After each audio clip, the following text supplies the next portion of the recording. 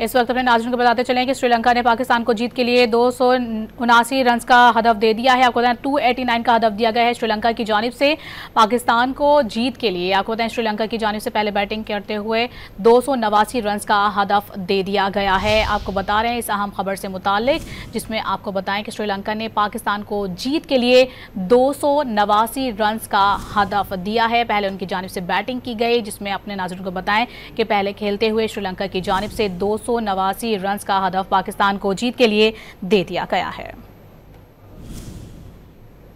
इस वक्त अपने नाज़रीन को बताते चलें कि श्रीलंका ने पाकिस्तान को जीत के लिए 279 रन का हदफ दे दिया है। आपको बताएं 289 का हदफ दिया गया है श्रीलंका की जानिब से पाकिस्तान को जीत के लिए। आपको बताएं श्रीलंका की जानिब से पहले बैटिंग करते हुए 289 रन का हदफ दे दिया गया है। आपको बता रहे हैं इस अहम खबर से मुतालिक, जिसमें आपको बताएं कि श्रीलंका ने पाकिस्तान को जीत के लिए 289 रन का हदफ दिया है। पहले उनकी जानिब से बैटिंग की गई, जिसमें अपने नाज़रीन को बताएं कि पहले खेलते हुए श्रीलंका की जानिब से 289 रन का हदफ पाकिस्तान को जीत के लिए दे दिया गया है।